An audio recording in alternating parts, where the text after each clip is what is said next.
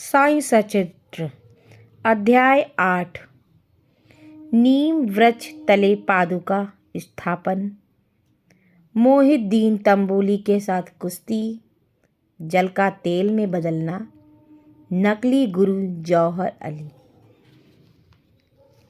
नीम वृक्ष तले पादुका स्थापन। श्री अक्कलकोट महाराज के एक भक्त भाई कृष्ण जी अली बागकर उनके चित्र का नित्य पूजन किया करते थे। एक बार उन्होंने अक्कलकोट सोलापुर जिला जाकर महाराज की पादुकाओं का दर्शन एवं पूजन करने का निश्चय किया, परंतु इससे पूर्व ही अक्कलकोट महाराज ने सिर्फ स्वप्न में दर्शन देकर उनसे कहा कि आजकल शिरडी में ही मेरा वास है, तुम वहीं जाकर मेरा पूजन करो। इसलिए भाई ने अपने कार्यक्रम में परिवर्तन कर शिरडी आकर श्री साईं बाबा की पूजा की। वे आनंद पूर्वक शिरडी में 6 मास रहे और इस स्वप्न की स्मृति स्वरूप उन्हें पादुकाएं बनवाई। शक संवत 1934 में श्रावण मास में शुभ दिन देखकर नीम वृक्ष के नीचे उन्होंने पादुकाएं स्थापित कर दी। दादा कैलकर तथा उनकी उपासनी महाराज ने यथाविधि स्थापना उत्सव मनाया। एक दीक्षित ब्राह्मण पूजन के लिए नियुक्त कर दिया गया और प्रबंध का कार्य एक भक्त सगुण मेरू नायक को सौंप दिया।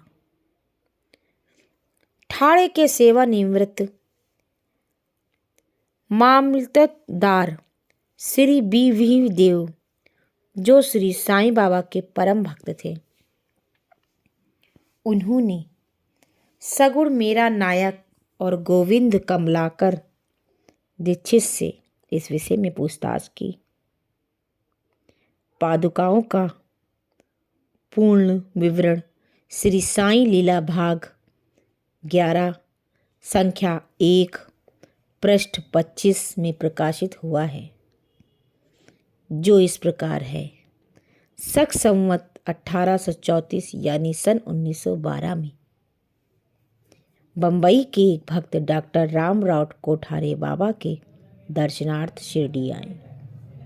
उनका कंपाउंडर और उनके मित्र भाई कृष्ण जी अली बागकर भी उनके साथ थीं। कंपाउंडर और भाई की ये सगुण मेरू नायक तथा जी के दीक्षित से गहरी मैत्री हो गई। अन्य विषयों पर चर्चा करते समय इन लोगों को विचार आया कि श्री साईं बाबा के शिरडी में प्रथम आगमन तथा पवित्र नीम वृक्ष के नीचे निवास करने की ऐतिहासिक स्मृति के उपलक्ष्य में क्यों न पादुकाएं स्थापित की जाएं। जब पादुकाओं के निर्माण पर विचार विमर्श होने लगा, तब भाई के मित्र कंपाउंडर ने कहा, यदि यह बात मेरे स्वामी कोठारी को मालूम हो जाए तो वे इस कार्य के नियमित अति सुंदर पादुकाएं बनवा देंगे। यह प्रस्ताव सबने मान लिया और डॉक्टर कोठारे को इसकी सूचना दे दी गई। उन्होंने शिरडी आकर पादुकाओं की रूपरेखा बनाई तथा इस विषय में उपासनी महाराज जी से भी खंडोबा के मंदिर में भेंट की। उपासनी महाराज ने उसमें संशोधन किया और कमल पुष्प आदि खींचे तथा नीचे लिखा श्लोक भी रचा, जो नीम वृक्ष के महत्व व बाबा की योग शक्ति का प्रतीक था, जो इस प्रकार है। सदा निम्ब वृक्षस्य मूलाधिवासात् सुधाश्रविण तिक्त मध्य प्रियतम तरु कल्प वृक्षाधिक सध्यंतम नमिमिश्रम सद्गुरुम साईनाथम। इस श्लोक का भावार्थ यह है, मैं भगवान साईनाथ को नमन करता हूँ, जिनका सानिध्य पाने से नीम का कड़वा व अप्रिय वृक्ष भी अमृत वृष्टि करता था। इस वृक्ष का रस अमृत कहलाता है। इसमें अनेक रोगों से मुक्ति दिलाने का गुण होने के कारण इसे कल्प वृक्ष से भी माना गया है। उपासनी महाराज का विचार सबको अच्छा लगा और उस पर अमल किया गया। पादुकाएं बंबई में तैयार कराई गईं और कंपाउंडर के हाथों शिरडी भेज दी। बाबा की आज्ञा अनुसार उनकी स्थापना श्रावण मास की पूर्णिमा के दिन की गई। इस दिन प्रातःकाल 11 बजे जी के दीक्षित उन्हें अपने मस्तक पर धारण कर खंडोबा मंदिर में समारोह पूर्वक द्वारिका माई में लाए। बाबा ने पादुकाएं स्पर्श कर कहा कि ये भगवान के श्री चरण हैं, इनकी नीम वृक्ष के नीचे स्थापना कर दो। इसके एक दिन पूर्व ही बंबई के एक पारसी भक्त पास्ता शेठ ने 25 रुपए का मनी ऑर्डर भेजा। बाबा ने ये रुपए पादुकाओं की स्थापना के लिए दे दिए। स्थापना में कुल 100 रुपये खर्च हुए, जिनमें 75 रुपये चंदे द्वारा इकट्ठे हुए। पहले 5 वर्षों तक डॉक्टर कोठारे दीपक के निमित्त 2 रुपये मासिक भेजते रहे। उन्होंने पादुकाओं के चारों ओर लगाने के लिए लोहे की छड़ें भी भेजी। स्टेशन से छड़ें ढोने और छप्पर बनाने का खर्च 7 रुपये 8 रुपये आनी सगुण मेरू नायक ने दिया। आजकल जरबाड़ी पूजन करते हैं और सगुण मेरू नायक नैवेद्य अर्पण करते तथा संध्या को दीपक जलाते हैं। भाई कृष्ण जी पहले अक्कलकोट महाराज के शिष्य थे।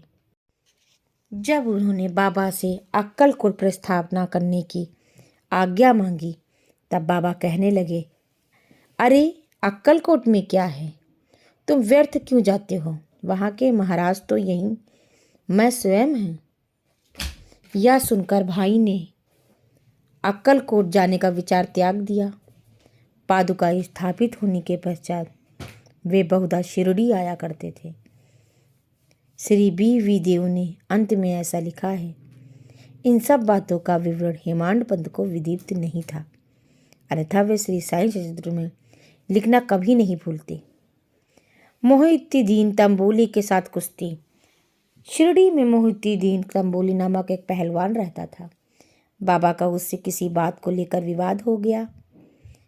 फलस्वरूप दोनों में कुश्ती हुई और बाबा हार गए। इसके बाद बाबा के जीवन में एकाएक परिवर्तन आ गया। अब वे कफनी पहनते, लंगोट बांधते और एक कपड़े के टुकड़े से सिर ढकते थे। वे आसन तथा शयन के लिए टाट के टुकड़ों का इस्तेमाल करते थे। इस प्रकार फटे पुराने चिथड़े पहनकर वे बहुत संतुष्ट प्रतीत होते थे। वे सदैव यही कहा करते थे कि गरीब अव्वल बादशाही, अमीर से लाख सवाई, गरीबों का अल्लाह भाई। गंगागीर को भी कुश्ती से बड़ा प्रेम था। एक बार जब वह कुश्ती लड़ रहे थे, तब उसी तरह का त्याग भाव उनमें भी जागृत हुआ। इस समय उन्हें देववाणी सुनाई दी कि भगवान के साथ खेल में अपना शरीर लगा देना चाहिए। इसलिए वे संसार को त्याग कर आत्म अनुभूति की दिशा में झुक गया। फिर पुड़ तांबे के निकट एक मठ बनाकर अपने शिष्यों के साथ रहने लगे। श्री साईं बाबा ने ना लोगों से मिलते और ना ही उसमें वार्तालाप करते थे। जब कोई उनसे कुछ पूछता तो केवल उतना ही उत्तर देते थे। दिन के समय वे नीम वृक्ष के नीचे विराजमान रहते थे। कभी कभी वे गांव की मेड़ पर नाले के किनारे एक बबूल वृक्ष की छाया में बैठे रहते थे और संध्या को अपनी इच्छा अनुसार कहीं भी वायु सेवन को निकल जाया करते थे। नीम गांव में वो बहुधा बाला साहेब डेंगले के घर जाया करते थे। बाबा उन्हें बहुत प्यार करते थे। उनके छोटे भाई, जिनका नाम नाना साहेब था, के दूसरा विवाह करने पर भी उनको कोई संतान न थी। बाला साहेब ने नाना साहेब को श्री साईं बाबा के दर्शनार्थ शिरडी भेजा। कुछ समय पश्चात साईं बाबा की कृपा से नाना साहेब को पुत्र रत्न की प्राप्ति हुई। इसी समय से बाबा के दर्शनार्थ लोगों का अधिक संख्या में आना प्रारंभ हो गया तथा उनकी कीर्ति भी दूर दूर तक फैलने लगी। अहमदनगर में भी उनकी अधिक प्रसिद्धि हो गई। तभी नाना साहेब चंदोरकर, केशव चिदंबर तथा अन्य कई भक्त शिरडी आने लगे। बाबा दिन भर अपने भक्तों से घिरे रहते और रात्रि में जीर्ण क्षीर्ण मस्जिद में शयन करते थे। इस समय बाबा के पास कुल सामग्री चिलम, तमाकू, एक टमरेल, एक लंबी कफनी, सिर के चारों ओर लपेटने का कपड़ा और एक सटका था जिसे वे सदा अपने पास रखते थे। सिर पर सफ़ेद कपड़ा का एक टुकड़ा वे सदा इस प्रकार बांधते थे कि उनका एक छोर बाएं कान पर से पीठ पर गिरता हुआ ऐसा प्रतीत होता था मानो बालों का जोड़ा हो। हफ्तों तक वे साफ नहीं करते थे। पैर में कोई जूता या चप्पल भी नहीं पहनते थे। केवल एक टाट का टुकड़ा ही अधिकतर दिन में उनके आसन का काम देता था। वे धूनी के लकड़ी के टुकड़े डाला करते थे तथा अपनी अहम इच्छाओं और समस्त विषाक्तियों को उसमें होम देते थे। वे सदा अल्लाह मालिक का विचार किया करते थे। जिस मस्जिद में वे पधारे थे उसमें केवल 2 कमरों के बराबर लंबी जगह थी और यही सब भक्त उनके दर्शन करते थे। पुरानी मस्जिद का जीर्णोद्धार हो गया 1912 में और उसमें एक फर्श भी बनाई गई। मस्जिद में निवास करने के पूर्व बाबा दीर्घ काल तक तकिया में रहे। वे पैरों में घुंघरू बांधकर प्रेम विभोर होकर सुंदर नृत्य व गायन भी करते थे। जल का तेल में बदलना। बाबा को उजाले से बहुत प्रेम था। वे संध्या समय दुकानदारों से भिक्षा में तेल मांगा कर लेते थे। दीप मालाओं से मस्जिद को सजाते थे और रात भर दीपक को जलाया करते थे। यह क्रम कुछ दिन तक ठीक इसी प्रकार चलता रहा। अब दुकानदार तंग आ गए। उन्होंने संगठित होकर निश्चय किया कि आज कोई भी तेल भिक्षा में नहीं देगा। नित्य नियमानुसार जब बाबा तेल मांगने आए तो कर नकारात्मक जवाब मिला उन्हें। किसी से कुछ कहे बिना बाबा मस्जिद लौट गए और सूखी बत्तियां दियों में डाल दी। दुकानदार तो बड़े उत्सुक होकर इन पर निगाहें गड़ाए थे कि अब बाबा क्या करते हैं। बाबा ने टमरेल उठाया जिसमें बिल्कुल थोड़ा सा तेल था। उसमें जल मिलाया और वह तेल मिश्रित तेल में ही पी गए। फिर थोड़ी देर के बाद उन्होंने उसे पुनः टीन पाट में उगल दिया और वही तेल या जल दियों में डालकर उन्हें जला दिया। उत्सुक दुकानदारों ने जब दीपकों को पूर्व रात्रि व जलते देखा उन्हें बड़ा पछतावा हुआ। उन्होंने बाबा से क्षमा मांगी। नकली गुरु जौहर अली। मोहिद्दीन से कुश्ती होने के 5 वर्ष बाद जौहर अली नामक एक फकीर अपने शिष्यों के साथ राहता आया। वह वीरभद्र के समीप एक मकान में रहने लगा। फकीर विद्वान था। कुरान की आयतें उसमें कंठस्थ थी। उसका कंठ भी मधुर था। गाँव के बहुत से श्रद्धालुजन उसके पास आने लगे और उसका यथा योग्य आदर करने लगे। लोगों ने आर्थिक सहायता प्राप्त कर उससे वीरभद्र मंदिर के पास एक ईदगाह बनाने का निश्चय किया। इस विषय को लेकर कुछ झगड़ा हो गया। इसके फलस्वरूप जौहर अली राहता छोड़ शिरडी आया और बाबा के साथ मस्जिद में रहने लगा। उसने अपनी मधुर वाणी से लोगों के मन को जीत लिया। वह बाबा को अपना एक शिष्य बताने लगा। बाबा ने कोई आपत्ति नहीं की और उसको शिष्य के रूप में स्वीकार कर लिया। दोनों गुरु शिष्य पुनः राहता में रहने लगे। गुरु शिष्य की योग्यता से अनजान था, लेकिन शिष्य गुरु की दोषों से पूर्णतः वाकिफ था। फिर भी बाबा ने कभी उसका अनादर नहीं किया और पूर्ण लगन से अपना कर्तव्य निभाते रहे। बाबा के प्रेमी भक्तों को राहता में रहना अच्छा नहीं लगता था, इसलिए ये सब मिलकर बाबा को शिरडी वापस लाने लगे। उन लोगों की ईदगाह के निकट बाबा से भेंट हुई। उन्होंने अपने आगमन का कारण बतलाया। बाबा ने उन लोगों को समझाया कि फकीर के आने के पूर्व ही आप लोग शिरडी लौट जाएं। इस प्रकार वार्तालाप हो ही रहा था कि तभी फकीर आ पहुंचा। इस प्रकार शिष्य को वहां से ले जाने का प्रयत्न करते देख वह क्रोधित हो गया।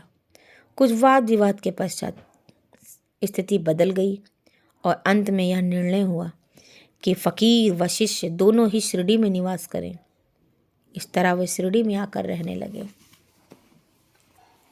कुछ दिनों बाद देवीदास ने गुरु की परीक्षा ली और उसमें कुछ कमी पाई।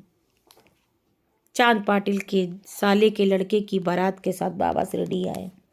12 वर्ष पहले देवीदास अनुमानतः 12 वर्ष की आयु में शिरडी आए थे और हनुमान मंदिर में रहते थे। अनेक लोग जैसे तात्या कोते, काशीनाथ व अन्य लोग उन्हें अपने गुरु समान मानते थे। लोग जौहर अली को उनके सम्मुख लाए। विवाद में जौहर अली बुरी तरह पराजित हुआ और शिरडी छोड़ व्याजापुर भाग गया। कई वर्षों के बाद शिरडी आया और श्री साईं बाबा की चरण वंदना की। उसका यह भ्रम कि वह स्वयं गुरु था और साईं बाबा उसके शिष्य अब दूर हो चुका था। साईं बाबा उसे गुरु जैसा ही आदर देते थे। उसका स्मरण कर उसे बड़ा पछतावा हुआ। इस तरह साईं बाबा ने प्रत्यक्ष आचरण से यह आदर्श स्थापित किया कि अहंकार से कैसे छुटकारा पाकर शिष्य के कर्तव्य का पालन कर कैसे आत्मानुभूति की ओर अग्रसर होना चाहिए। इस कथा का वर्णन मालसापति ने किया था। इसी के साथ आज मैं अध्याय 8 का समापन करती हूँ और बाबा का प्रणाम करती हूँ। बाबा को ओम साई राम।